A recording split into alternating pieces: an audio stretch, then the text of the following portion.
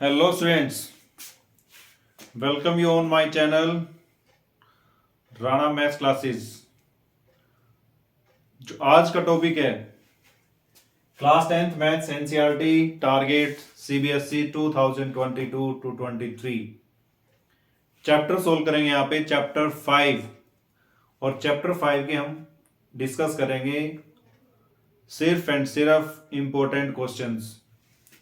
तो सबसे पहले आपको हल्का सा यहाँ पे रिव्यू दे देते हैं कि चैप्टर 5 जो दे रखा है वो कौन सा है। चैप्टर 5 का नेम यहाँ पे दे रखा है AP. AP means arithmetic progression. Arithmetic progression क्या होता है? हमने अपनी लाइफ के अंदर डेली हम कहीं ना कहीं पे अर्थमेटिक प्रोग्रेशन का यूज करते हैं। कहां पे करते हैं? जब भी आप घर से बाहर निकलते हैं, छत पे जाते हैं, तो हम स्टेयर्स का यूज करते हैं। और जो स्टेयर्स के स्टेप बने होते हैं वो हमारे इस फॉर्मेट में बने होते हैं कि भाई ये जो हाइट होती है इन सब की हाइट सेम होती है। क्लियर? तो ये जो हाइट सेम दे रखी है, तो ये भी जो स्टेयर है वो हमारा एक अर्थमेटिक प्रोग्रेशन का वर्क कर रही है। क्लियर? अब हमें कैसे पता लगेगा कि भाई हमारा ये जो भी नंबर्स दे रखे हैं वो अर्थमेटिक प्रोग्रेशन में आएंगे या नहीं आएंगे? तो इसका सिंपल सा लॉजिक है। क्या?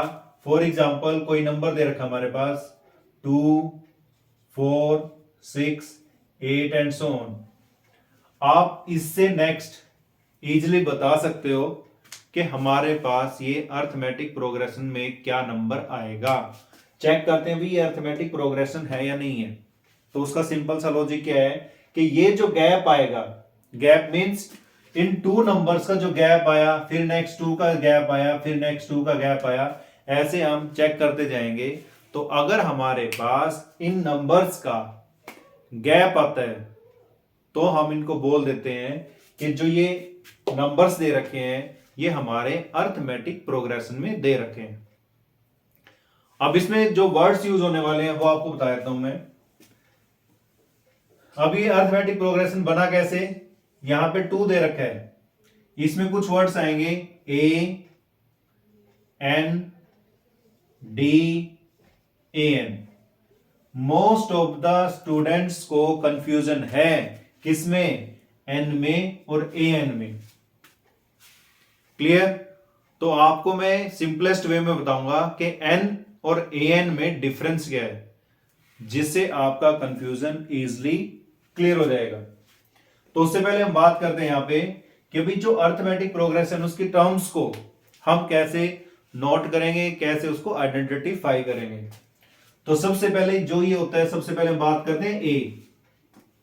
ए क्या होता है? ए का मीनिंग यहां पे होता है फर्स्ट टर्म, जिसको हम डिनोट करते हैं A1 से डिनोट करते हैं, या फिर इसको A से डिनोट कर देते हैं, इसको हम T1 लिख देते हैं, टर्म 1। तो term one means first term. भी जो फर्स्ट नंबर पे आएगी उसको हम बोलते हैं A1 या A या T1, टर्म 1। ठीक है? अब उसके बाद अब इसमें यहां पे चेक करो भी इसका गैप कितना आया। गैप निकालने का, यानी जो ये गैप आएगा निकालने का मेथड क्या होता है इसमें कि भाई जो प्रीसीडिंग, ठीक है, जो प्रीसीडिंग यानी जो नेक्स्ट टर्म है उसमें से पीछे वाले को माइनस कर दो।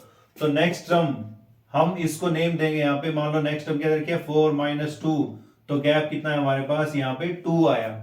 तो ये जो गैप होता है, अगर ये गैप इन सभी का इक्वल दे रखा है तो हम बोल देंगे कि भाई जो ये नंबर दे रखे हैं वो हमारे एपी में है, अदरवाइज हम इसको एपी नहीं बोल सकते। क्लियर? अब यहां पे गैप पता लग गया। ये जो गैप है इसको हम बोलते हैं कॉमन डिफरेंस, और इसको हम डिनोट करते हैं किससे? डी से। यानी डिफरेंस क्या आया तो इसको हम बोलते हैं कॉमन डिफरेंस। तो ये आ गया डी। यानी 2 वर्ड्स आपको क्लियर हो गए हैं, ए एंड डी। ए का मीनिंग होता है फर्स्ट टर्म, क्लियर, और डी का मीनिंग होता है कॉमन डिफरेंस। तो नेक्स्ट हम यहां पे बात करेंगे एन और ए एन में, जो मेन आपको कंफ्यूजन होती ही होती है। तो ये कंफ्यूजन हमने दूर करनी है। उससे पहले आपको थोड़ा एक पैटर्न बताता हूं, इसको लिखते कैसे हैं फिर आगे। अब जैसे मान लो 2 आ गया, 2 में +2 किया तो क्या है हमारे पास 4 आया, यानी ये क्या था A और ये क्या है हमारे पास D। A में D ऐड किया तो हमारे पास जो सेकंड नंबर पे वैल्यू है वो आई, और इसको हम डिनोट कर देते हैं A2 से। A2 मतलब ये जो 2 है ये हमें पोजीशन बता रहा है, और उस पोजीशन पे जो वैल्यू आई वो डिनोट कर दिया किसको, A2 को। अब इसमें क्या किया नेक्स्ट, A में क्या किया, ये A था, फिर क्या किया हमने +D किया, फिर +D किया, D ये दोनों क्या है लाइक टर्म है, तो इसको हम ऐड करेंगे आएगा A + 2D is equal to किसके बराबर है, A3 के। यानी यहां पे इसको नोट करो आप कि ये जो 2 दे रखा है इससे एक कम वैल्यू यहां पे आ रही है। अगर यहां पे 2 है तो इसका कोएफिशिएंट 1 आ रहा है, अगर यहां पे 3 आ रहा है तो इसका कोएफिशिएंट कितना आ रहा है, 2 आ रहा है, यानी इससे एक कम आ रहा है। अब नेक्स्ट इसमें सोल्व करेंगे यहां पे A प्लस, अब D plus D plus D, यानी A ये था, D क्या था 2, 2 प्लस करो 4 आया, फिर 2 प्लस करो 6 आया, फिर 2 प्लस करे 8 आया। अब यहां पे ये किसके बराबर आया, A4 के।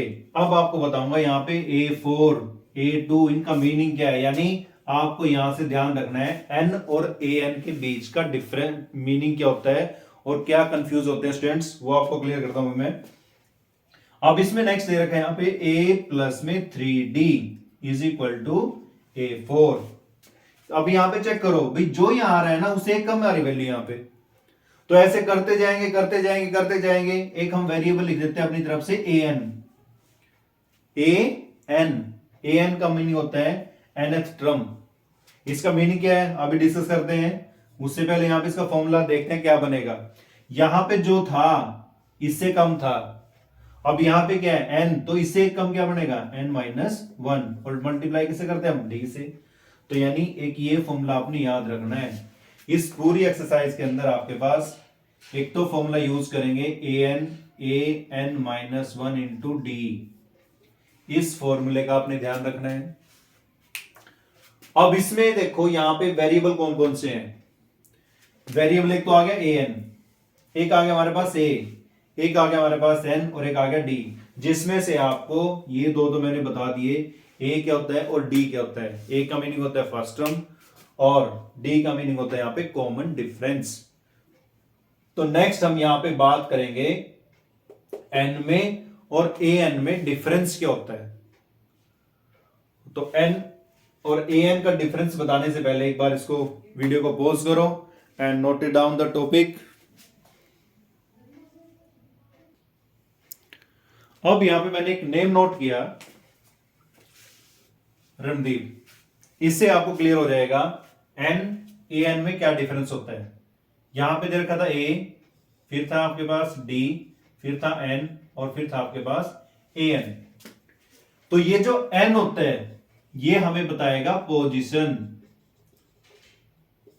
और एक चीज बताओ, क्या कभी आपने सुनी है कि भाई इसकी -1 पोजीशन आई है, -2 पोजीशन आई है, नहीं सुना। तो इट्स मीन कि ये जो n आएगा वो हमेशा किससे बिलोंग करेगा, नेचुरल नंबर से, नेचुरल नंबर से। क्यों, इसको हम डिनोट भी किससे कर रहे हैं, n से, और n मैथ्स के अंदर किससे डिनोट करते हैं, नेचुरल नंबर को। तो ध्यान रखना कि जो पोजीशन आती है वो हमेशा हमारी क्या आती है, या तो हम उसको बोलते हैं क्या फर्स्ट, या क्या बोलते हैं सेकंड, या क्या बोलते हैं थर्ड, या क्या बोलते हैं फोर्थ, क्या बोलते हैं फिफ्थ, सिक्स्थ। यानी ये हमारी पोजीशन होती है first, second, third, fourth, fifth, sixth. तो ये सभी के सभी हमारी क्या है, पोजीशन है। अब बात करते हैं मेन टॉपिक, भाई an क्या चीज है। फिर अब यहां पे ये जो वर्ड लिखा मैंने, नेम लिखा हुआ है यहां पे, इस नेम में टोटल कितने वर्ड्स हैं, चेक करो यहां पे 1 2 3 4 5 6 वर्ड्स हैं। इस नेम से थोड़ा आपको क्लियर हो जाएगा भाई n और an में डिफरेंस क्या है। अब इसको सोल्व करते हैं यहां पे। अब यहां पे जैसे मैंने 6 तक काउंटिंग लिखी है, तो ये मेरे सारे के सारे यहां पे क्या है, एन है, यानी ये पोजीशन बता रहे हैं। अब यहां पे बात करते हैं, नेम लिखते हैं यहां पे RANDIP। क्लियर। अब यहां पे मैं बात करूंगा कि यहां पे जो डी है, डी डी की पोजीशन क्या है, डी की पोजीशन यहां पे क्या है, फोर्थ, यानी डी हमारा कौन से नंबर पे है, फोर्थ नंबर पे है। तो ये जो डी फोर्थ नंबर पे है, तो ये हमें डिनोट कराए किसको, एन को। और ए एन का मीनिंग क्या है, ए एन का मीनिंग होता है कि भाई एन का मतलब क्या बताया था, पोजीशन, और ए यानी उस पोजीशन पे जो वैल्यू आएगी उसको हम बोलते हैं A N, value of nth position, यानी nth टर्म पे, nth पोजीशन पे जो वैल्यू आएगी उसको हम बोलते हैं an। अब बात करते हैं यहां पे d, अगर हम d की वैल्यू को रीड करेंगे an फॉर्म में तो क्या लिखेंगे, इसको हम लिखेंगे a4, यानी फोर्थ पोजीशन पे जो वैल्यू आई है वो क्या आई हमारे पास, d। तो ये जो d आया है हम इसको क्या बोल देंगे, a4। a4 की वैल्यू क्या आ गई हमारे पास यहां पे, d। इसको ध्यान से समझना आपने। अगर आप इस टॉपिक को समझ गए भाई एन में और ए एन में क्या डिफरेंस है, तो 101% गारंटी है कि आप इस चैप्टर के अंदर टोटली कंफ्यूज नहीं होगे। एक और टॉपिक पे स्टूडेंट कंफ्यूज होते हैं, वो भी आपको क्लियर करूंगा। अब इसमें ये तो थी सिर्फ मैंने वर्ड के नंबर लिए हैं, क्लियर। अब बात करते हैं, मान लो हमारे पास दे रखा है यहाँ पे 3, फिर दे नेक्स्ट 5, 7, 9, 11, ऐसे नंबर जा रहे हैं, क्लियर। अगर हमारे पास, अब बात करते हैं यहाँ पे n की, अब यहाँ पे अगर हम बात करते हैं A1 का मतलब है n1 दे रखा है, यानी फर्स्ट पोजीशन पे वैल्यू क्या है, फर्स्ट पोजीशन पे जो हम वैल्यू बताएंगे, मान लो यहाँ पे क्या दे रखी है, 3 दे रखी है, तो मींस A1 क्या दे रखा है यहाँ पे, 3 दे रखा है, यानी फर्स्ट पोजीशन पे जो वैल्यू कितनी है, 3 है।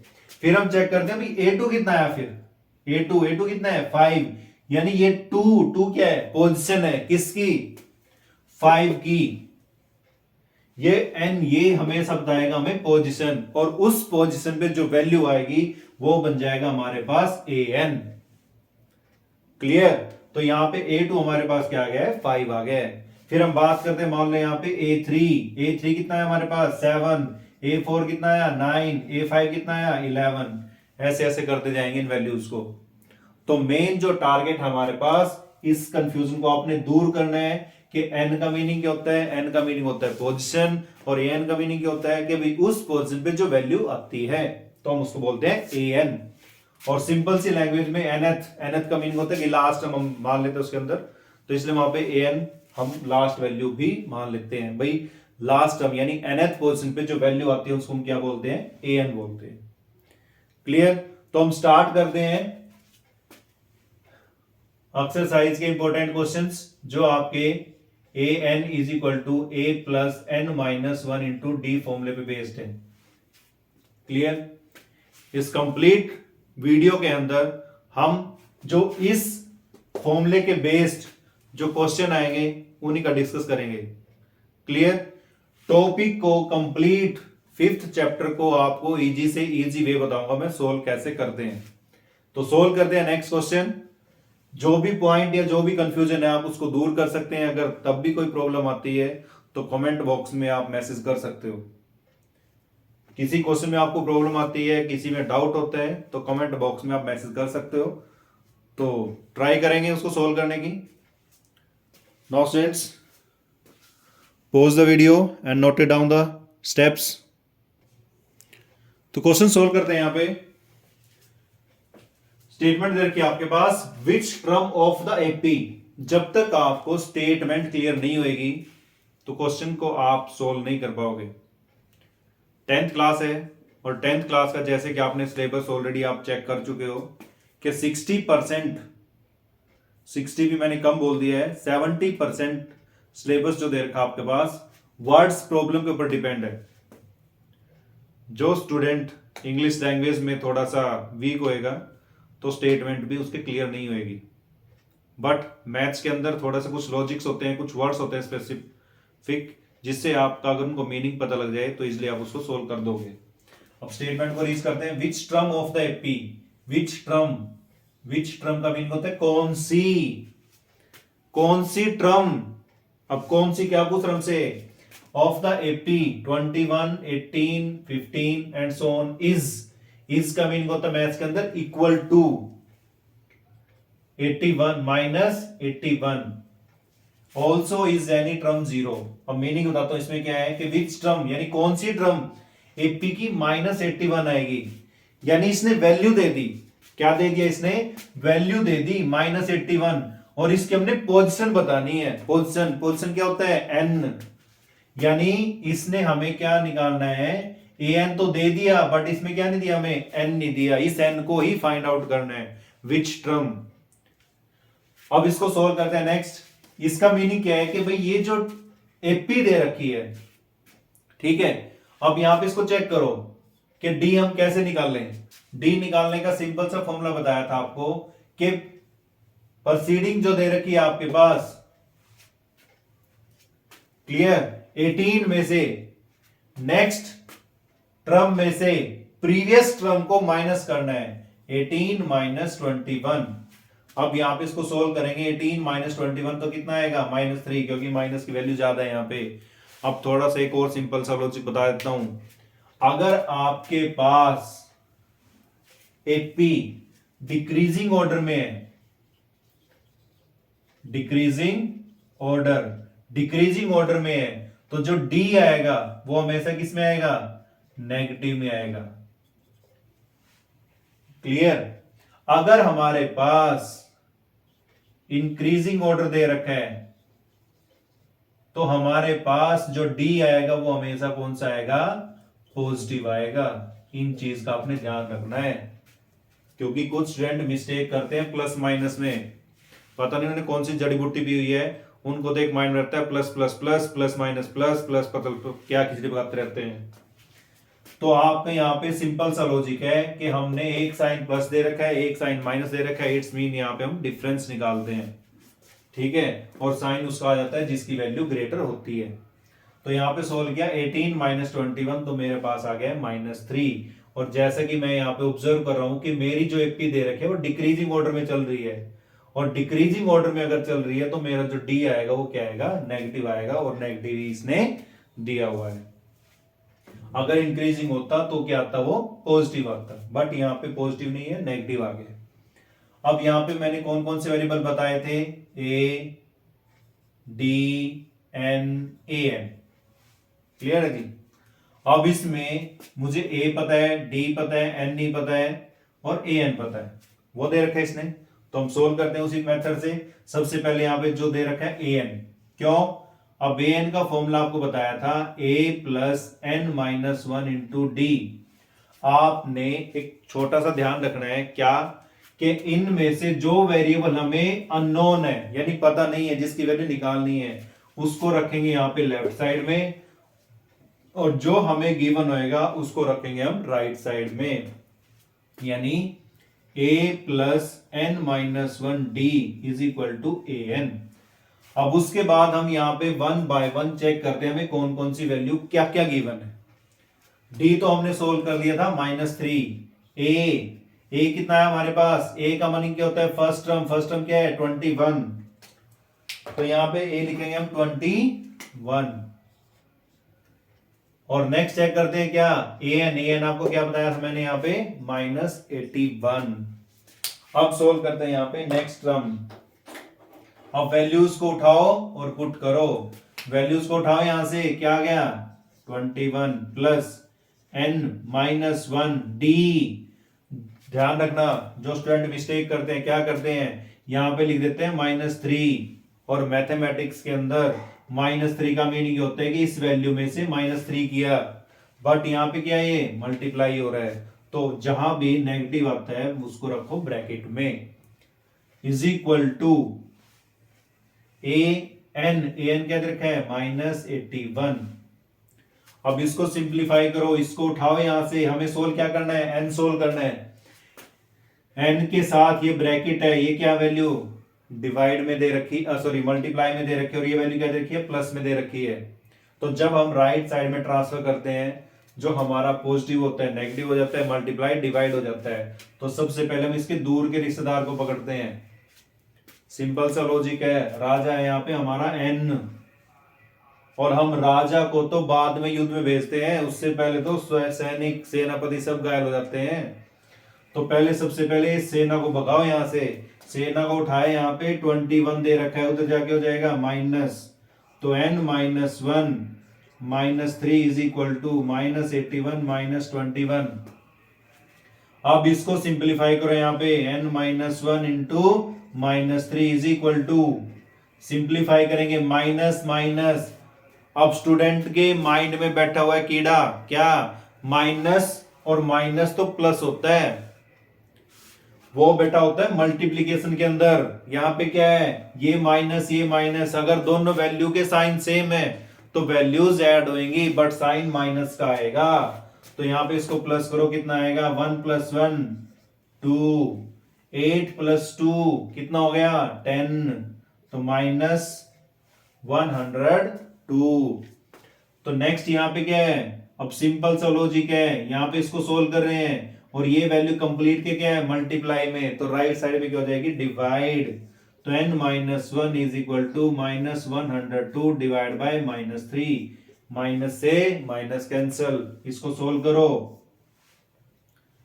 3 3 जा 9, 1 कैरी, 3 4 जा 12, तो n इज इक्वल टू 34 + 1 क्या आ गया 35। यानी जो हमारा n है कितना 35, जो 35th पोजीशन पे जो वैल्यू आएगी वो बनेगी हमारी -21। तो ये था मेन लॉजिक आपका n और an के बीच में डिफरेंस। अब नेक्स्ट टॉपिक रीड करते हैं, हमसे क्या कंसल्ट कर रहे हैं। ये हमसे कंसल्ट कर रहे हैं कि भाई also is any term zero, भाई क्या इसकी कोई टर्म जीरो आ सकती है, वो चेक करना हमने। तो उसके लिए हम क्या करेंगे यहाँ पे, हम इसमें दे रखा है भाई जीरो, जैसे -81 था तो ऐसे हम चेक करेंगे कि भाई इसकी an कोई टर्म हमारी जीरो आएगी या नहीं आएगी। तो यहां पे हम क्या कर लेते हैं भाई an इज इक्वल टू 0। अब यहां पे फिर वही फॉर्मूला पुट करो आप, क्या a + n - 1 into D is equal to 0। a कितना था 21 plus n - 1 d -3 is equal to 0। अब इसको सिंप्लीफाई करो, क्या उधर जाके हो जाएगा n - 1 into -3 is equal to -21। Clear. अब इसको सिंप्लीफाई करेंगे n - 1 ये डिवाइड में चला जाएगा, -21 डिवाइड बाय -3, माइनस से माइनस कैंसल और 3 से कैंसिल करो, कितना आ गया 7।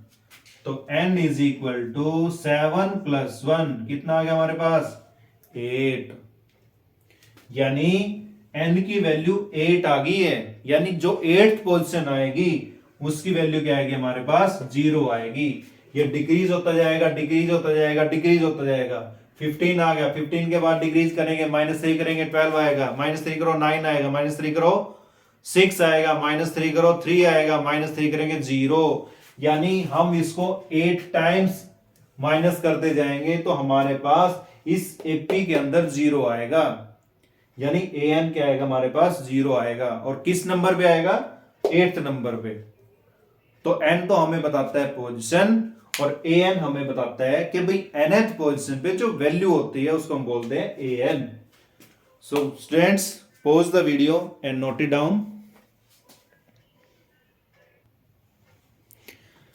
Next question, one more confusion. क्या determine the AP whose third term is 5 and 7th term is 9। तो इसमें आपने एक मेथड क्लियर करने से पहले जो आपने 3rd चैप्टर में सोल्व किया था pair of linear equation two variables में एलिमिनेशन मेथड, वो एलिमिनेशन मेथड आपका इस एक्सरसाइज में भी इस चैप्टर में भी यूज होएगा। अब यहां पे डिटरमाइन द एपी, यानी एपी फाइंड आउट करनी है आपने, कौन सी हुज थर्ड टर्म, थर्ड यानी थर्ड नंबर पे जो वैल्यू है वो दे रखी है 5, इसका मीनिंग होता है इक्वल टू, यानी यहां से जो आपके पास स्टेटमेंट दे रखी है उस स्टेटमेंट को अंडरलाइन कर लो, क्वेश्चन क्लियर हो जाएगा। क्या दे रखा है भाई, A3 दे रखा है कितना 5, और यहां पे A7 क्या दे रखा है 9। ठीक है, जब भी पेपर को अटेम्प्ट करोगे पेंसिल से हल्का लिख लो ताकि कंफ्यूजन नहीं होएगी। तो जब भी हमें कोई एपी फाइंड आउट करनी होती है, हमें एक तो ए पता होना चाहिए और एक डी पता होना चाहिए। अगर हमें ए भी क्लियर है और हमें डी भी क्लियर है तो इजिली हम क्वेश्चन को सोल्व कर पाएंगे।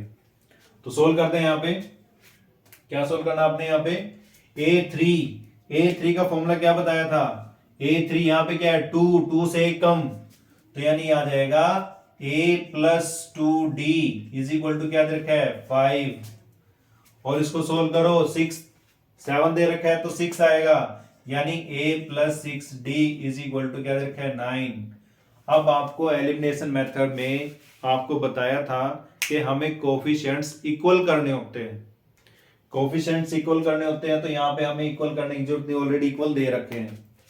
क्लियर, हमें क्या करना है, किसी न किसी एक वैल्यू को जीरो करना है, तो डी को जीरो करें या फिर ए को जीरो करें, और जिसको भी जीरो करना है उसके कोफिशिएंट को उससे पहले हम इक्वल करते हैं। क्लियर, ऑलरेडी यहाँ पे इक्वल दे ही रखा है तो इसमें कुछ ज्यादा एक्स्ट्रा करने की जरूरत नहीं है हमें। तो फिर क्या करते हैं, फिर हम साइन चेक करते हैं कि भाई जो कोफिशिएंट इक्वल दे रखा है उसके साइन सेम है या डिफरेंट है।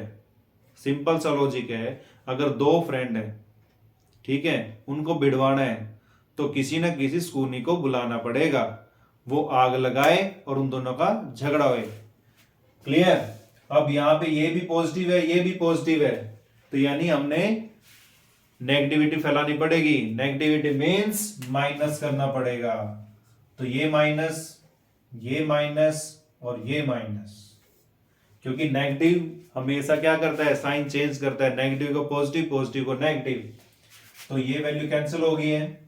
माइनस, अब बीच वाले साइन को भूल जाना क्या थे क्या नहीं थे, मेन याद रखना है टॉप को और लास्ट को, तो -6 + 2 क्या आ गया -4D is equal to -4।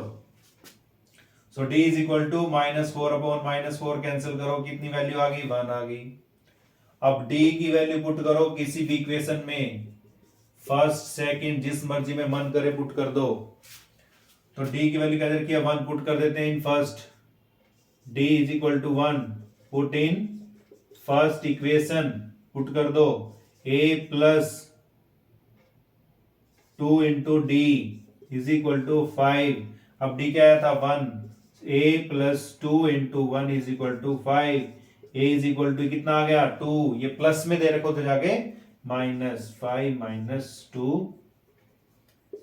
Is equal to क्या आ गया 3, यानी ये कितना आ गया 3। अब ये कहते हैं भाई एपी तो बताओ, फिर एपी यानी फर्स्ट टर्म क्या आ गई है 3, एपी क्या आ जाएगी हमारे पास 3। अब डी क्या था 1, तो यानी इसमें +1 कर दो 4, +1 कर दो 5, +1 कर दो 6 and so on. Clear, check कर लो, इसने क्या बोला था भाई थर्ड पोजीशन पे जो वैल्यू आ गई 5 आएगी, 1 2 3 5 आ गई। फिर क्या बोला था सेवंथ टर्म पे यानी 6 आ गया, फिर क्या आ गया 7, सेवंथ टर्म 1 2 3 4 5 6 7, सेवंथ पे क्या आएगा 9 आएगा, आ गया 9, तो ये हमारे पास आ गई है AP. Students pause the video and note it down.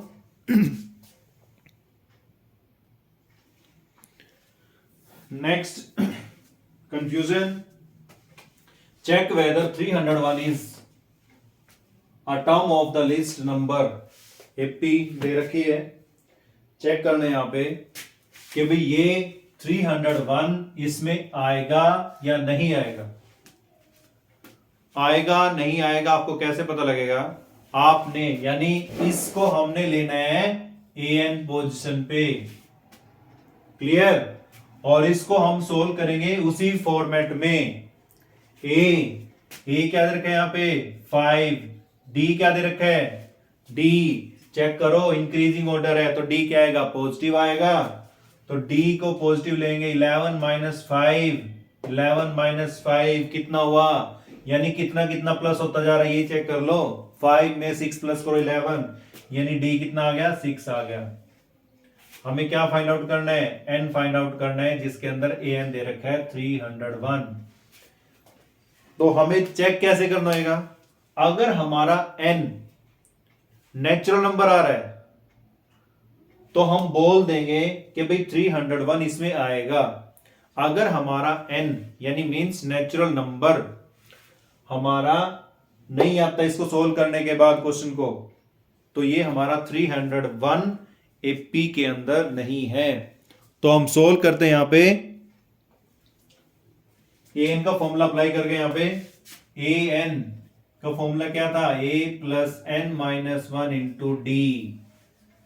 तो मैंने क्या बताया था कि जो हमें ये गिवन है तो इसको राइट में, इनमें से एक वेरिएबल गिवन नहीं है, कौन सा n, तो हम इसको रख देंगे लेफ्ट में, a plus N minus 1 D is equal to A N.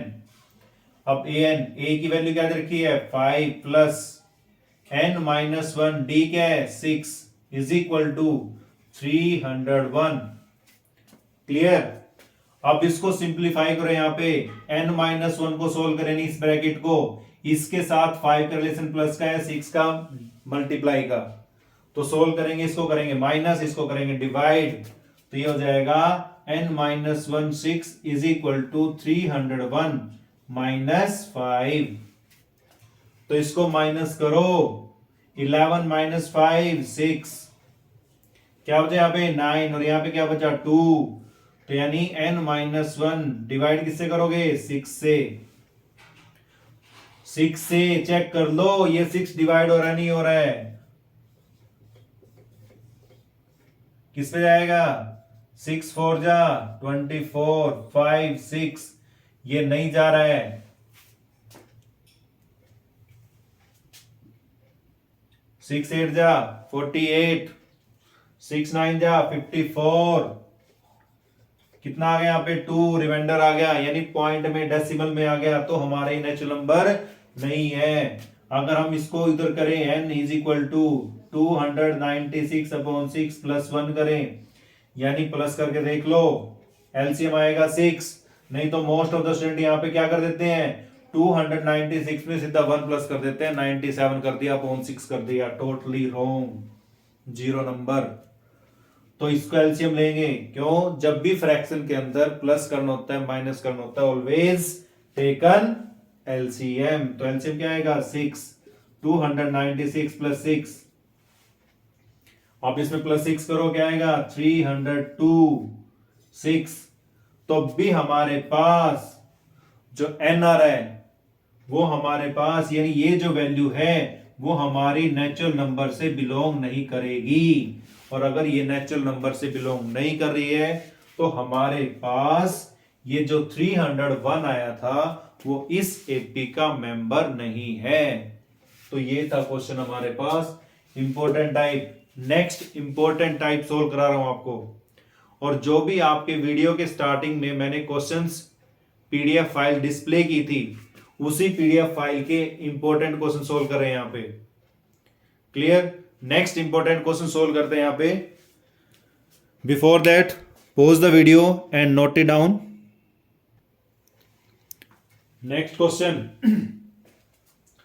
very confusing question I solved here in very simplest way।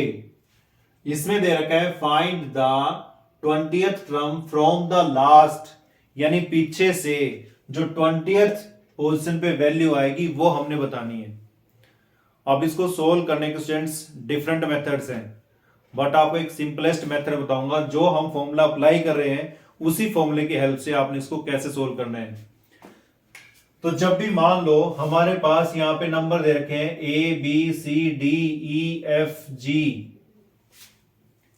मैं बोलता हूं कि लास्ट में से इसका थर्ड नंबर पोजीशन बताओ, थर्ड पोजीशन पे कौन सा वर्ड है थर्ड पोजीशन पे, तो मैं क्या करूंगा इस कंप्लीट वर्ड को रिवर्स कर दूंगा। रिवर्स मींस जो फर्स्ट में था लास्ट में चला गया, जो लास्ट था वो फर्स्ट में आ गया, यानी इसको अगर रिवर्स कर दे, इसको यू टर्न करा दो। यू टर्न जब कराओगे तो जी पहले आ गया F, बाद में फिर E, फिर D, फिर C, फिर B, फिर A। ये हो गया इसका रिवर्स। ठीक है, अब हमें लास्ट वाला टॉपिक सोल्व करने की जरूरत नहीं है, तो सिर्फ हमने क्या करना है, फर्स्ट से थर्ड देखना है फिर। बट ध्यान रखना, जब भी लास्ट वर्ड आएगा भाई लास्ट में से बताना है, तो उस स्टेप में इसको रिवर्स कर दोगे आप। इसमें चेंज क्या आएगा, डी अगर यहां पे पहले इंक्रीजिंग ऑर्डर में था, जब इसको रिवर्स कर दोगे वो डिक्रीजिंग ऑर्डर में चला जाएगा और डी की वैल्यू क्या आ जाएगी, नेगेटिव आ जाएगी। अगर पहले पॉजिटिव थी तो नेगेटिव आ जाएगी, अगर नेगेटिव थी तो पॉजिटिव आ जाएगी। क्लियर?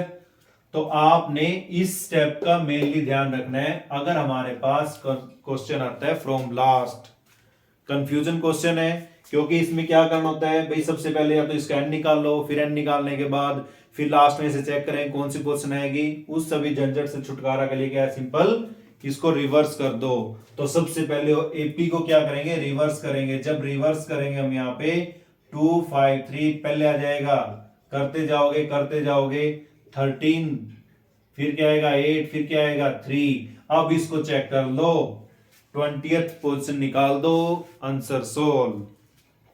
तो चेक करते हैं यहाँ पे, ए क्या आ गया 253, डी यानी हमें इसका तो बीच की वैल्यू पता नहीं है, तो इन जिनका पता उनमें से निकाल लो, डी तो सबका सेम आना है, या फिर यहां से निकाल लो, उसका साइन चेंज कर देना।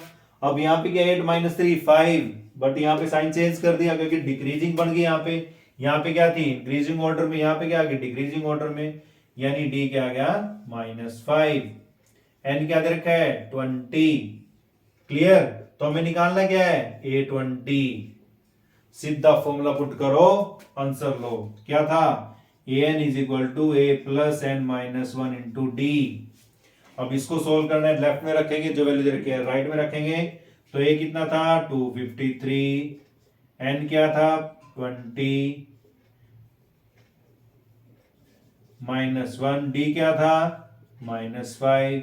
सिंप्लीफाई कर लेना इसको, 253 + 19 × -5, तो सिंप्लीफाई कर लेना, आपका आंसर आ जाएगा। नेक्स्ट क्वेश्चन है, इंपॉर्टेंट क्वेश्चन है बट है बिल्कुल इजी। उसको आपने कैसे ट्राई करना है। Now next important question, how many multiple of 4 lie between means 10 include नहीं होएगा और ना ही 250 इंक्लूड होएगा। इनके बीच में बताने हैं भाई, इनके बीच में ऐसे कितने नंबर आएंगे जो 4 के मल्टीपल हो, यानी 4 की टेबल पे आते हो या 4 से डिवाइड होते हो। अब यहां तो सिर्फ 4 दे दिया, यहाँ पे 6 भी आ सकता है, 8 भी आ सकता है, 9 आ सकता है, 10 आ सकता है, कुछ भी नंबर आ सकता है, 13 आ सकता है। भाई 13 के मल्टीपल चेक करने हैं, 14 के चेक करने हैं। तो इसका सिंपल सा लॉजिक आपको बताऊंगा कि हम इसमें कैसे पता करें। तो सबसे पहले तो हमने यहाँ पे निकालनी होती है फर्स्ट टर्म। फर्स्ट टर्म कैसे निकालोगे, ध्यान से समझना इसको, क्योंकि यहाँ तो 4 यानी स्मॉल नंबर से दे रखा है, 3 डिजिट्स के दे सकता है, 4 डिजिट के दे सकता है, 5 डिजिट्स के दे सकता है। तो सबसे पहले हम क्या करेंगे, जो सबसे पहले वैल्यू दे रखी है 10 को 4 से डिवाइड करो, तो किस पे जाएगा, 4 2 जा 8, क्या बचा 2। तो इस वैल्यू में से 10 में से 2 माइनस करो 8, और इसमें क्या करेंगे फिर बाद में +4 कर देंगे, और 8 में +4 करो कितना आ गया 12 आ गया। यानी फर्स्ट नंबर हमारा क्या आएगा, फर्स्ट वैल्यू क्या आएगी हमारी, वो आ गई हमारे पास 12। क्लियर? ये तो सिंपल सा क्वेश्चन दे रखा था कि भाई 4 का मल्टीपल देखना है, वो हमसे डिस्कस कर सकता है कि भाई 4 का मल्टीपल देखो लेकिन रिमाइंडर 1 आए, रिमाइंडर 2 आए, ये भी पूछ सकता है। तो यहां पे ए पता लग गया हमें 12, क्यों नहीं लिया, क्योंकि जब हमने रिमाइंडर को माइनस किया तो 8 आया। 8 हमारे पास 4 का मल्टीपल होता है, बट हमने 8 नहीं लेना, क्या लेना था 10 से ज्यादा, तो इसलिए हमने इसमें +4 कर दिया। क्लियर? अब हमें पता करना है कि लास्ट टर्म क्या है, यहाँ पे लास्ट टर्म कौन सी होगी जो 4 से डिवाइड हो रही है। तो 250 को डिवाइड किससे करें, 4 से, 6 पे जाएगा 24 1 0, किस पे जा रहे हैं यहाँ पे 2 पे 8, क्या रहा हमारे पास यहाँ पे 2, यानी 2 क्या रहा हमारे पास 2 बच गया, यानी ये कंप्लीट वैल्यू 254 से डिवाइड नहीं होती, रिमाइंडर बच रहा है 2, तो इसको 2 माइनस कर दो, कितना आ गया 248, यानी कि ये जो 248 है ये 4 से डिवाइड होएगा, यानी 4 का मल्टीपल आएगा। तो लास्ट ध्यान रखना, जब भी फर्स्ट टर्म निकालोगे जो रिमाइंडर आएगा उसको माइनस करना है, फिर जो मल्टीपल था यहाँ पे वो ऐड कर देना, तो हमारी फर्स्ट टर्म आ जाएगी। फिर इसमें निकालना होता है लास्ट टर्म। लास्ट टर्म कैसे निकाल लें कि लास्ट टर्म जो दे रखी होगी उसको डिवाइड कर दो मल्टीपल से, और जो रिमाइंडर आएगा उसको माइनस कर दो, वो आ गई लास्ट टर्म। लास्ट टर्म को हम डिनोट करते हैं an से। और यहां पे चेक करो n क्या दे रखा है, n का ही तो नहीं पता हमें, n तो निकालना है, बट d क्या दे रखा है, d दे रखा है यहाँ पे 4। तो इस क्वेश्चन के अंदर वही सिंपल फॉर्मूला लगेगा, कौन सा, an का। तो क्या आ गया, an is equal to a plus n minus 1 into d. अब क्या निकालना था n, यानी इसमें से निकालना है, इसको लेफ्ट में रखो इसको राइट में, तो a plus n minus 1 D is equal to an। अब वैल्यू पुट कर दो जो हमें पता है, a कितना था 12, n माइनस 1 डी कितना आया 4 इज इक्वल टू an क्या दे रखा है 248। अब 12 को इधर आके माइनस कर दो, n minus 1 into 4 is equal to 248 minus 12, तो माइनस 12 करो कितना आएगा 8 माइनस 2 6 आ गया, 4 माइनस 1 3 आ गया, 2 आ गया। क्लियर, n माइनस 1 इंटू 4, तो 4 डिवाइड में चला गया, n minus 1 is equal to 236 divide by 4, divide कर दो इसको, कितने पे जाएगा ये 4 5 जा 23 9 पे, तो n is equal to 59 plus 1 क्या आ गया 60, यानी 10 से लेके 250 के बीच में हमारे पास 60 ऐसे नंबर आएंगे जो n का मल्टीपल 4 का मल्टीपल बनेंगे। क्लियर स्टूडेंट्स, तो ये थे हमारे पास इंपॉर्टेंट क्वेश्चन जो हमारे इस फॉर्मूले पे आते हैं। तो नेक्स्ट टॉपिक हमारा जो रहेगा वो रहेगा हमारे पास सम ऑफ ए पी, यानी जितनी भी टर्म्स दे रखी उनका हम सम कैसे फाइंड आउट करेंगे, उसके भी आपको सिर्फ और सिर्फ मैं कराऊंगा आपके इंपॉर्टेंट क्वेश्चंस। कुछ क्वेश्चंस कराऊंगा, उनको अगर आप अच्छे से कर लेते हो तो जितने भी क्वेश्चंस हैं उनमें भी प्रॉब्लम नहीं आएगी। तो इस वीडियो का आपने जो भी क्वेश्चंस आपको दिए यहाँ पे उनको अपने आप प्रैक्टिस करना है। जो वीडियो के स्टार्टिंग में आपको पीडीएफ शो की थी वो क्वेश्चंस अगर आप प्रैक्टिस कर लेते हो तो इस टॉपिक में आपको कोई कंफ्यूजन नहीं रहेगी। अगर फिर भी कंफ्यूजन आती है तो आप कमेंट बॉक्स में मैसेज कर सकते हो और ट्राई करेंगे उनको रिमूव करने के लिए। सो डियर स्टूडेंट्स, वीडियोस अगर आपको पसंद आ रही हैं तो इस चैनल को सब्सक्राइब करें और वीडियोस को शेयर करें। Target CBSE 2022-23 to get 100% marks.